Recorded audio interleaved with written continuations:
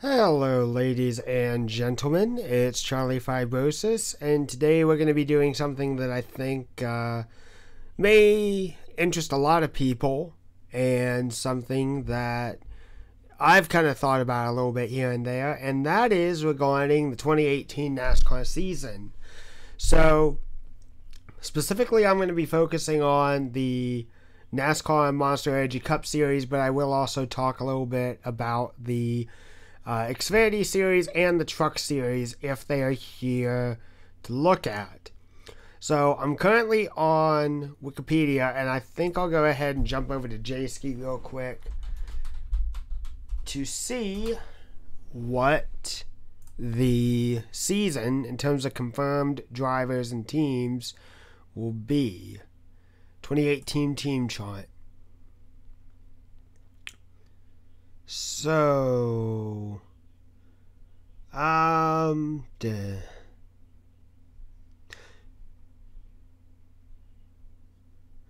let's do that. Let's use JSki. So, we're gonna go ahead and we'll go through the season. So, it goes thankfully in numerical order, so this will make it a little bit easier for me to talk about. So, the first driver on our list is Jamie McMurray. Jamie Mac didn't really have the best season in 2017. A lot of fans really didn't like him that much and didn't like his just kind of the way he drove. He drove a little bit reckless this past season. So, I know that he has signed on, I think, for another 4 years at Chip Ganassi Racing, but I honestly have a feeling that he's probably not going to do too much with it. And this is interesting. So, on the J-Ski side, they got the driver, they got the car make, they got the primary sponsors, they have the listed team owners, the crew chief, and they have an engine builder and supplier. So, in terms of McMurray, at least with getting Hendrick Motorsports power, they've definitely got the power to it, and McMurray certainly still shows talent in the sport. It's just I don't know if he's actually going to be able to manage to capitalize on it and be as successful as he'd like to be. I can maybe see some top 5s, some top 10s. All otherwise, it looks just like it's going to be a normal year for McMurray. Second driver is Brad Keselowski. Brad actually had a pretty good 2017 season. He made it into the Final Four. He won some races, which is good. His sponsorship seems pretty stable and everything like that. So I don't know if Keselowski is going to be our 2018 champ, but I will say that I think Keselowski will have a good season. Looking at it, I don't see him winning the Daytona 500. He has been fast, as many of the Fords have been fast at the super speedway events. But regarding Keselowski, I think he'll get some wins. I think he'll win at Michigan. I think he'll win at Phoenix. I think he'll win a few other places. I just don't see him winning the 500 specifically. Alright, Austin Dillon. He got his very first win in 2017 at the Coca-Cola 600 on a fuel strategy run. I think he will continue to improve. I could see him winning maybe 1 or 2 races if everything goes right. But I also will say that I think he'll have a consistent season reasonably well. I think he will get some solid races in. He'll maybe get into the chase if he's good, and he'll probably get knocked out of it if he does get into the chase pretty early on, but I think he'll be more consistent overall, with ECR supplying the engines and everything like that. I think they could definitely do better, but I don't know if they're going to be a dominating force. Alright, next up, Kevin Harvick in the number 4. Harvick's a 2014 champ. I don't think he's made it into the Final Four every single time, but he has at least made it close. quite a few times. So with Harvick, I expect him to be running pretty darn well. He is going to get wins. He is going to do well ahead. He's going to... I don't see him winning the 500, but he definitely has a shot to do it again. He's been good at Daytona. He's been good at Talladega. But I honestly don't see him winning the 500. I do see him doing well in the chase. Trevor Bayne. He's been getting better. He really has been getting better. But the thing with Bayne, at least, is I don't see him improving much. Maybe a few less DNFs, maybe a few less wrecks, maybe a few less driver mistakes, but I don't see much improvement from the 6. At best, I could probably see him doing well at the super speedways, but that's about it. Chase Elliott, now renumbered to the number 9 after the 24 has been swapped with the 24 of William Byron. Regarding Chase Elliott, he had a good 2017 season, almost won a few races, but choked him away, unfortunately, as many people have said. I think Chase is going to do well this season. He'll continue with his run. I don't know if he's going to get a win, but he's been close. He's been really, really close. So to that extent, I honestly think Chase will finally get a win this season. I'm thinking maybe like Phoenix or Martinsville, maybe Bristol. I don't see him winning at a big racetrack, though. Eric Almirola in the number 10 for Stuart Haas. This car is not going to do great. I know that the 10 was run by Danica, and they really didn't do much of anything in the time that she was there. The way that I see it, the 10 is an R&D car. The 10 is a car that gets money dumped into it and doesn't really do anything on the track. I don't see the results improving really greatly from the switch between Danica to Eric. Eric Almirola, I think, will probably run decent, but nothing amazing. Probably top 15s, couple top 10s, top 20s, consistency, but nothing really amazing. Denny Hamlin. Denny Hamlin went from being a reasonably well-liked driver to a very hated driver near the tail end of the 2017 season. Honestly, I don't see that changing too much. Denny's kind of been a little cocky and kind of a jerk in some ways, but I could see him definitely doing well. In terms of his career statistics, he's gotten better at a whole bunch of different tracks. I could definitely see him making the chase, especially if he does well at Martinsville and wins at Texas, for example, or a few other places. I see him doing well. I see him doing well in 2020. Not 2020, 2018. And regarding at least Chase Championship hopes, he didn't make it in to the Final Four, but I see him getting pretty far. He may be able to make it into the Final Four. As to him winning the championship, he could do it. He honestly could. There have been drivers who are older than Denny who have won the championship. But I think Denny's losing his skill progressively as he gets a little bit older. And I don't think he's going to be able to get it into the championship. And if he does get into the Final Four, I don't think he'll be able to bring it all together and be super successful. Alright, one of the guys I'm pulling for switched to a brand new team. This car has swapped numbers quite a few times as well as drivers. But the number 12 for Penske returns with Ryan Blaney.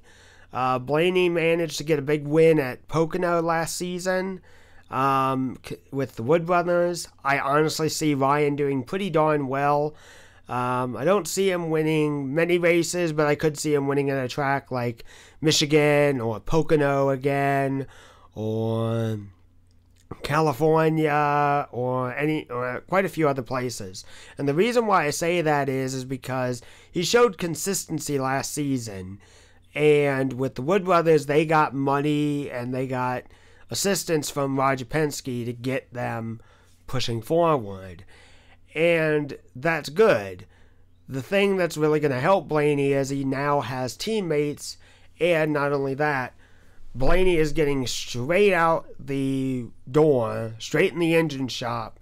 He's getting direct help from Team Penske and Roush Yates engines.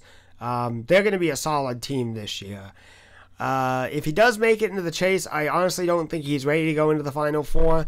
But if he has a massively amazing year, akin to something like a younger Keselowski would do, Blaney could be in the Final Four. I don't see him winning the championship, not in his third or fourth year, but I could see him doing well. Ty Dillon in the number 13, with Germain Racing. I see Ty doing pretty darn well. I don't see him winning races, and I don't see him winning a championship, but I see him improving. I could see more like top 10s, couple top 5s, top 15s.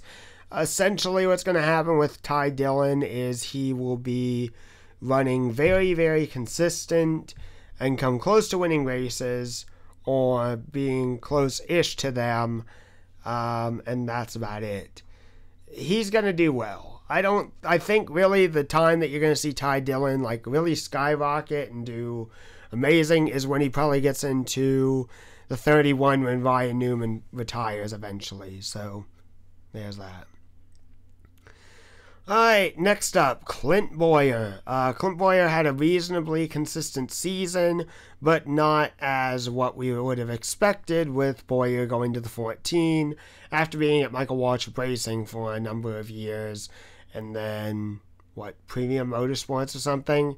Gotta be honest with you, I see him doing better this year. I don't know whether it was just he really didn't exactly have the best type of equipment, or if he just didn't have the best luck, or if he needs to refine his driving skills, but Clint Bowyer at least is a good racer. I see him winning races in 2018. I just don't see him winning a championship. And I have to be honest with you, I don't see Clint Bowyer ever winning a championship.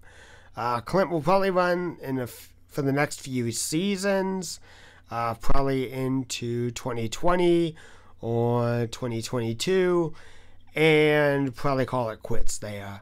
The way that the sport's kind of going, Clint Bowyer kind of seems like an outlier in some ways. A good racer, no doubt, but I don't see him being very successful ahead in NASCAR, and that really is where his passion lies. I don't think it's in NASCAR anymore. I don't know what it is, but I think Bowyer is a good driver, and so I just don't see the 14 team being super strong, super competitive, and going off to win themselves a championship.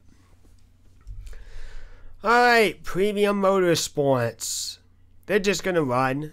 They've got Reed Sorensen, Jerry Gase, and Ross Chastain tabbed apparently to race the number 15 car. But because of that, I don't see them doing all that great. They're just going to be a back marker for most of the field, and they are going to do what they can to just make money and run races. Ricky Stenhouse Jr. So Ricky Stenhouse Jr. is signed on. His contract apparently ends in 2019, or it will go into 2019 beyond. He got 2 wins last season and made the playoffs. I see Ricky Stenhouse doing much better.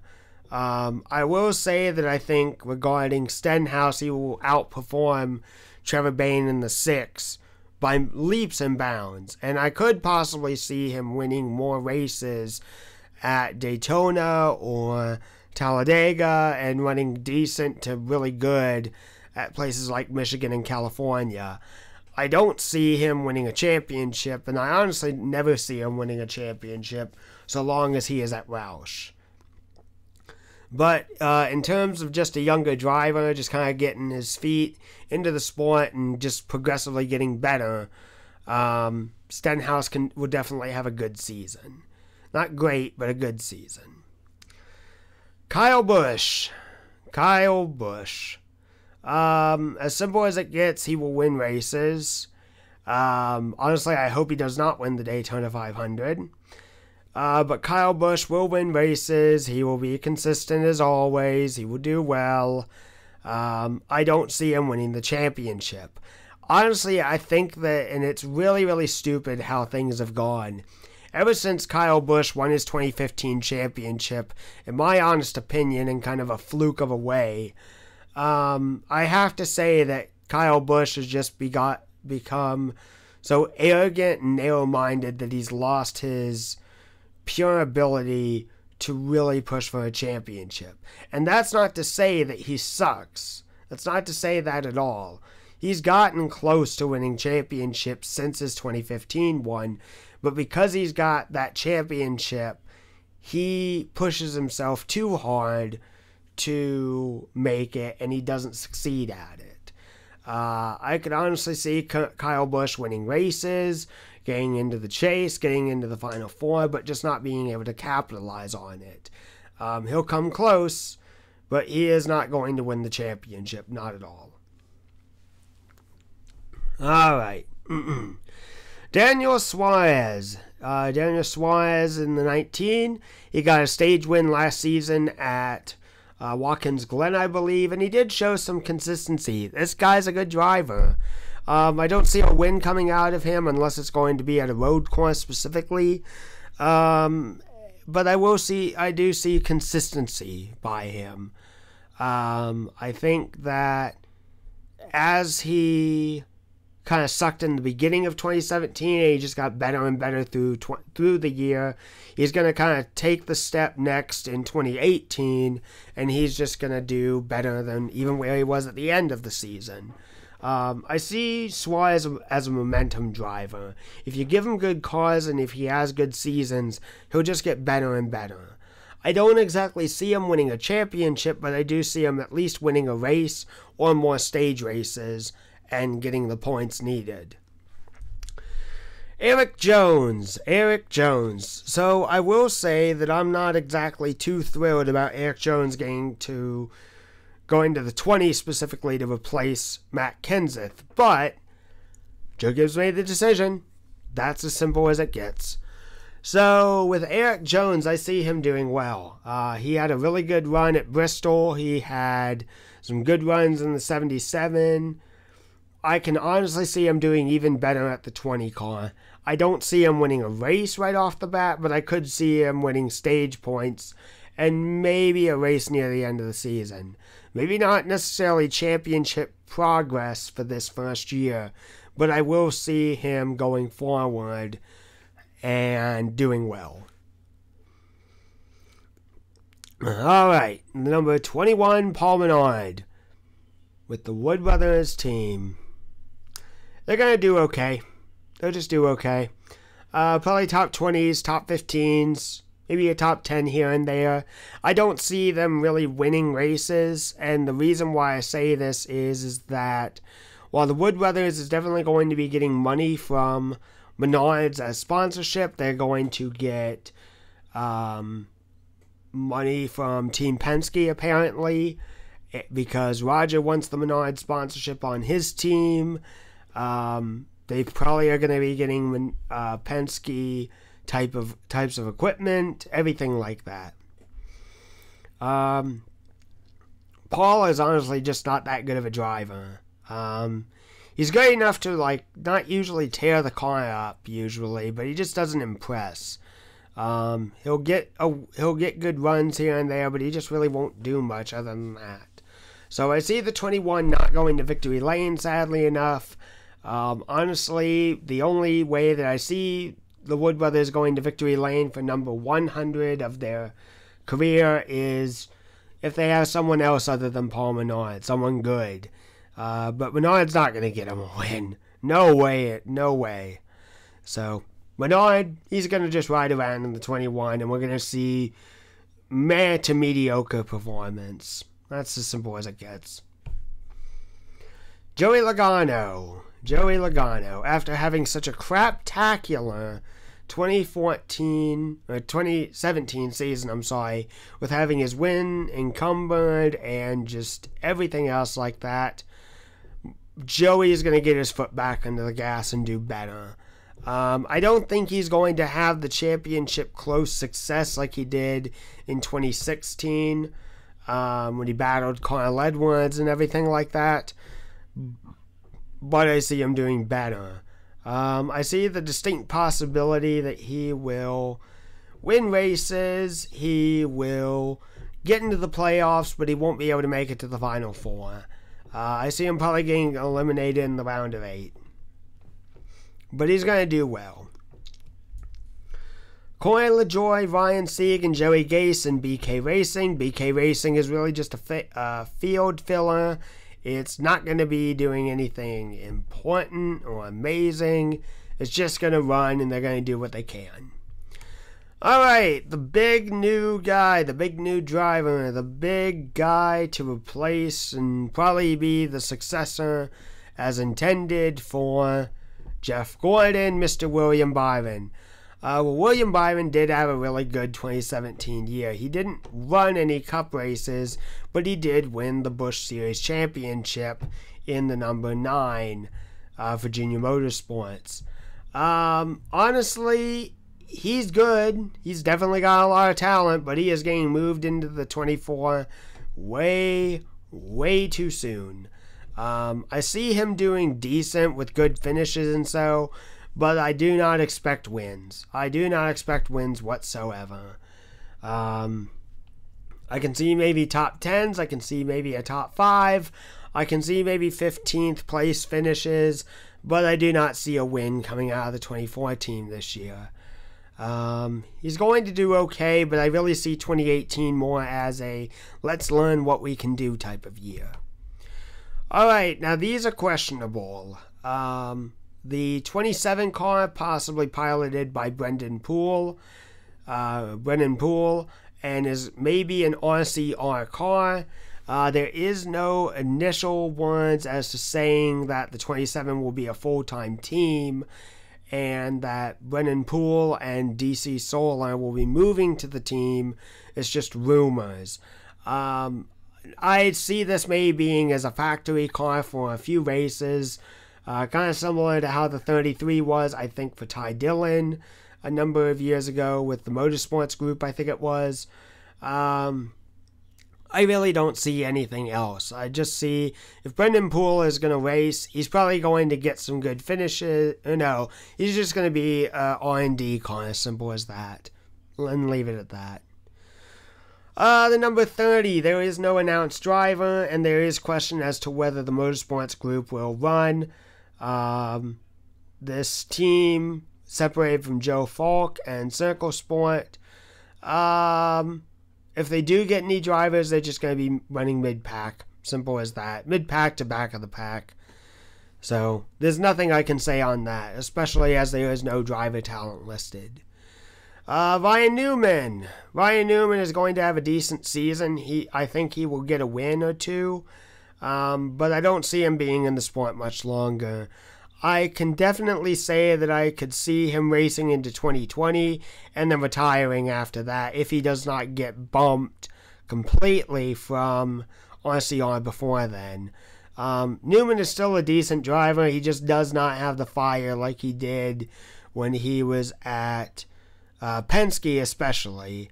And even when he went to Stewart-Haas, he did pretty good there. RCR is kind of a slowly dying operation in my eyes. They have good drivers and they have a good team, but they don't show the same success that they did by comparison to the days of Earnhardt or Harvick or, Mike Skinner never really did too much in 31, but he tried at least. I don't see the 31 and the 3 being super successful, probably with more focus being on the 3 more than anything else out of the Richard Childress group. So Ryan's going to do okay, but he won't be amazing. He'll just be there, as I see it. Matt DiBenedetto. I see this being about a mid-pack team for Go Fast Racing. I I don't see them winning races. I just see them being consistent. Matt DiBenedetto is probably going to continue with the strength that he has shown already in the 32, and I see the same amount of performance given by him this season, if not a little bit better. This is a small team with a small crew, with good sponsorship, I will say, but I don't see them being a full powerhouse, multi-race winning team. They'll just go out and do what they do normally, and that's good enough for them. And Matt DiBenedetto, I think, is more of a mid-pack driver anyway. Unless he gets picked up by someone regarding the Joe Gibbs or Childress or something like that, I see him being rather good at where he is now. So, Circle Sport, they dropped Jeffrey Earnhardt, which is definitely strange to me. But it is difficult. I don't think that this team is really going to run, or whoever they pick, they're just going to be mid-pack akin to DiBenedetto. I don't know what's going to happen to Jeffrey Earnhardt. I really have no idea. It's just going to be the way it is. Alright, so the 34. This is labeled as Michael McDowell and David Reagan. Michael McDowell, I could see him doing better in the 34 or the 38, as I'll get to it in a minute. Michael McDowell and David Reagan are listed under the 34 and the 38. I don't exactly know who's going to be the main guy to run it and everything like that, but it's going to be the way it is. McDowell will do okay. Probably about mid-pack, if not a little bit higher. I could see him doing well at Daytona or Talladega. And then David Reagan, Daytona and Talladega, and nothing else. I think out of the two drivers, McDowell is a better racer than David Reagan is. But in terms of experience, it could be that David Reagan's going to do reasonably better by comparison to McDowell at the super speedways. Alright, the 37 of Chris Buescher. I see him doing better than he did last season and progressively get better. So there's that. I don't exactly know what's going to happen regarding his season. I think he still will outpace the 47 of AJ Allmendinger and probably get some top 5s and top 15s, but I don't see him winning a race yet. I think he needs another year with the team, and Buescher is still pretty new at this, so Chris Buescher, I could see him doing pretty good this season. David Reagan and Michael McDowell in 38, I already gave my opinions of them. Let's go on to Kurt Busch. Kurt Busch is going to be interesting. It's going to be difficult to know exactly where his season's going to go because he did win the Daytona 500, and he did do okay, but the thing is, he was possibly going to be ejected from the 41 and someone else was going to take over. I don't see Kurt Busch lasting in the 41 much longer unless he goes forward and just wins so many races and is on a serious hunt for a championship. Kurt still is a good driver. I think he's slowed up in recent years. But that's really about it. I see Kurt doing better with less engine problems or less car failure or getting involved in wrecks. But Kurt could do okay. He just really, really needs to improve next season. Let's move on to Mr. Kyle Larson. Kyle Larson had a really good season. He didn't make it into the Final Four. He didn't make it into the ending part of the chase, but damn was he consistent. The way that I see it, Larson's going to have a solid 2018 season. He's going to win races. He could possibly win the Daytona 500 if he puts some fire into it. But the way that I see it, Larson is probably going to be a 2018 champion. Honestly, if everything goes right in terms of just things not blowing up, he could do it. He very well could do it. And to that, I would be very excited. Larson is a hot driver in terms of driving talent. And I think if Chip Ganassi Racing finally won a championship, that would really, really put a good smile on Chip's face and Felix Tabatis and everyone. Larson's a solid driver, and he's way, way better than Jay McMurray. Larson, I think, has a really solid career with Chip Ganassi, and depending on where things go in the future, I could possibly see Larson taking over the 48 when Jimmy Johnson retires.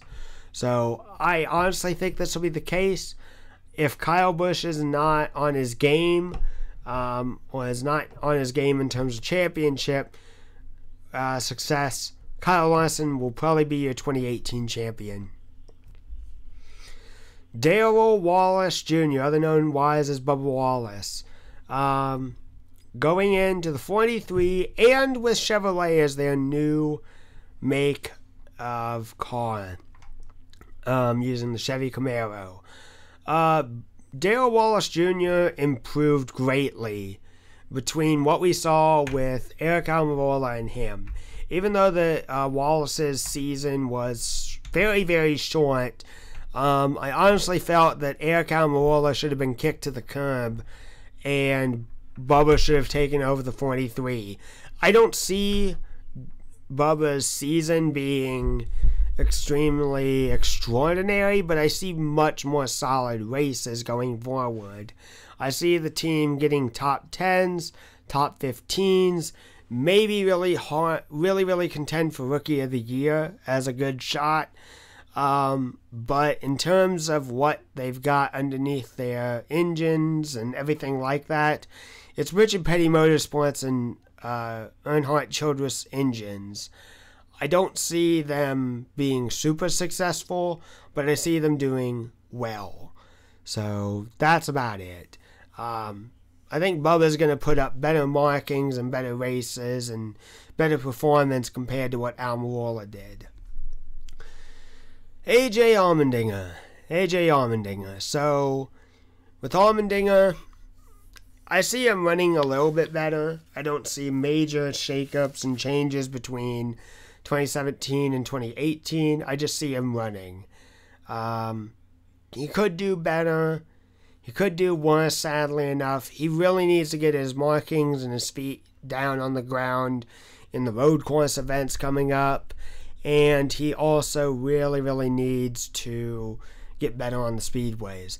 I don't know exactly what they're doing with Chris Buescher's car, but if he's constantly outpacing his teammate, Allmendinger needs to step it up.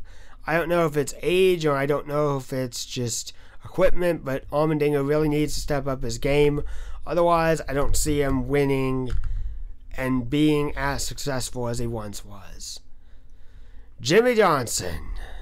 Jimmy freaking Johnson. He's signed to stay with Hendrick through 2020. Lowe's is apparently going to stay. And I don't see why anything really would change, honestly.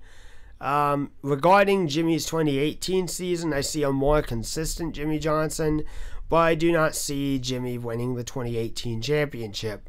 With how thorough and how strong Joe Gibbs showed off 2017 because of the 78 car, I don't see Jimmy being a champion again.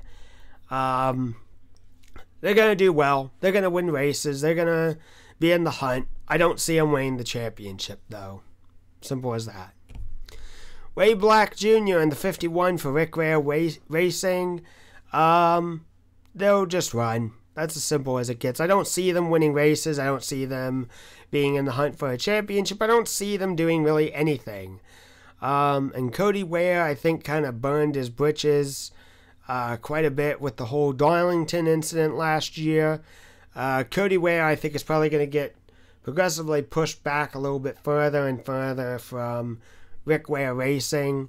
He'll probably just be there to run some races, but I don't see them being a serious contender with any of their drivers. Cole Witt with TriStar Motorsports. He may or may not be there. there hasn't been anything specifically announced for Cole Witt. I just see him being a mid-pack car if he runs. Simple as that. Martin Truex Jr. So I'm going to say this. Regarding Truex, he was fire last season. He was on fire last season. Furniture Row Racing really managed to pull themselves up from the boots and just go out and just do amazing. They had a lot of tragedy happen in 2017, which sucks. From Sherry Pollock's getting cancer again and having to get treatment done. They lost a team member who had a heart attack maybe just like 4 weeks before the season ended. Barney Visser had a heart attack and thankfully survived and everything, but he couldn't make it for Phoenix and he couldn't make it for Homestead where they won the championship. There was a lot of struggles off the track for the 78 and 77 team and Furniture Row as a whole, but they went out and they won themselves a championship. I have to be honest with you, considering the fact that Gibbs gave the team, the pit crew team, the engines, the bodies, everything to Furniture Row, I don't see them giving the same caliber equipment to them this season. I think Joe Gibbs and Kyle Busch especially realize, you know what, we gave them really solid equipment and they managed to kick our butts and make us look like fools. We're not going to help them as much. We want to be self-serving for us, and that's what we're going to do. Do I see Truex going back to racing like crap before? No, I really don't see that. But I don't see him being able to run the whole season like they did in 2017. And as I am reading this now, it appears that Furniture Row will no longer be a primary sponsor for the full season like they were last season.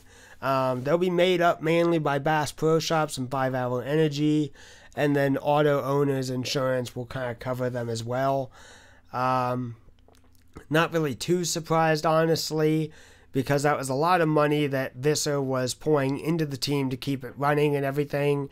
I kind of figured that Furniture Row was eventually going to have to scale back their own sponsorship for the car because that's money being lost no matter what. They had good associate sponsors and good primary sponsors to make up for the loss of time, but I didn't see Furniture Row sticking around forever, which is kind of interesting. But I see Truex doing well, but not as well as last season. Alright, Bowman the Showman, Alex Bowman. Bowman takes over for Dale Earnhardt Jr. Nationwide is going to stay with the team. Exalta is going to stay with the team. Mountain Dew will be with the team. And it's pretty much the same team that Dale Jr. had last season. It's just going to be Alex Bowman in the 88. Bowman, as I see it, he is going to do well. He almost won at Phoenix in 2016 after Junior got injured. He's a decent driver, but I don't see him going out and winning races right off the bat. I see him doing decent. I just see him doing decent. He'll learn how the car handles. He'll learn how to get around the tracks. He'll learn how to progressively get better. I don't see him really pulling off a miracle season with multiple wins and multiple championships or anything else like that. But Bowman has definitely got talent underneath him. Whether he succeeds or not is a big question. And the last big driver to talk about is Casey Kane in the 95 for Levine Family Racing. This is someone I did want to talk about earlier and someone who I do have a very specific opinion on. Casey Kane, I think this is the end of Casey Kane. I see him doing decent in the 95, but I don't see them doing any better than they have with Michael McDowell. Kind of this is a thing that Rick Hendricks said, listen, I'm going to end your contract early. I'll help you where I can in terms of getting you a ride because you're still technically under contract with me. But, you know, you're not going to be racing with Hendrick Motorsports or anything directly. With that being said, though, I personally don't see Kasey Kahne doing good. I see him doing like top 15, top 20s, but that's it. Literally it. I don't see him winning races. I don't see him being in the hunt for a championship. I don't see him doing anything regarding NASCAR even more ahead. I think Kasey Kahne's just going to out and retire, similar to Carl Edwards. And gotta be honest with you, I don't really see Kasey Kahne as a NASCAR driver anymore. Kasey seems to have lost his passion for NASCAR, and when he came into the sport, you know, there was really nothing in IndyCar per se as to being successful there, and NASCAR was the biggest sport to get into in racing. Well, it's now 2018. Kasey Kahne's been racing since 2004, roughly. I don't see Kasey really doing much of anything in NASCAR. I could see him going over to sprint cars, and that's where he will finish his driving career eventually, and probably ownership in sprint cars, but I don't see him doing really anything in the 95. I don't see wins, I don't see championships, I don't see top 10s, I don't see top 5s, I don't see third place finishes. This is a team that's going to be mediocre, and it's always going to be mediocre. It's just going to run, simple as that. And with that, as I scroll down, there's just the random mill drivers like the 96 DJ Kennington. That's just a racing team. It's going to run. A 77 does not have a driver. Really, it doesn't even sound like they have sponsorship, so it's probably not going to run. The 75 of Brendan Gaughan. Brendan Gaughan's kind of cut back on races. He plans only to run super speedway events. It's going to be a field filler. 66 of MBM Motorsports of Carl Long and Timmy Hill, field filler. They're not really going to be doing too much. Premium Motorsports in the 55, there's not really going to be much of anything to do there. The 52 of Rick Gray Racing, it's going to be a field filler. That's it. Premium Motorsports, the 7, no announced driver. No announced crew chief, no announced sponsor. The only thing we know is it's going to be a Chevy and it could be running. I don't see the 7 doing anything. The 00 for Derek Cope for Starcom. Okay, he could do well, he could run some races, but it's Derek Cope too. I don't expect anything impressive out of the 00 team, or whatever they may renumber it. The 83 of BK Racing. There's nothing really announced here. I don't see anything really happening. Greg Gording and Ryan Sieg and Corey LaJoie did run with them last season, but I don't see anything happening. And then that's really about it.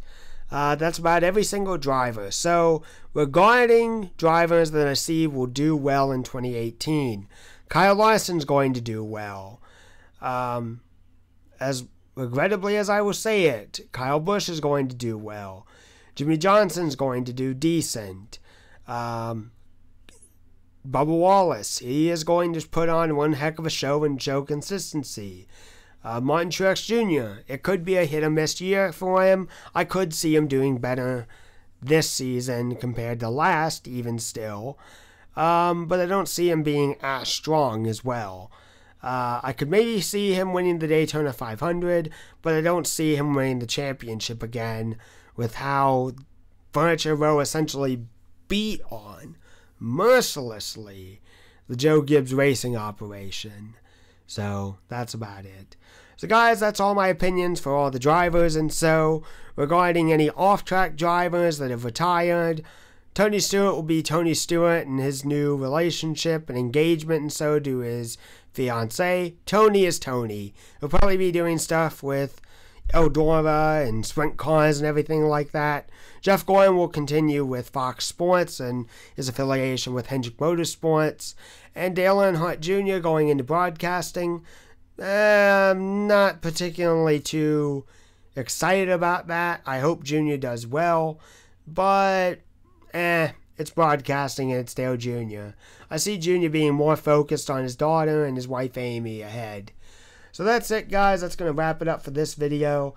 I will see you again later on tonight as we are doing ERL Winston Cup 98 at Sears Point. So I'll see you guys until then.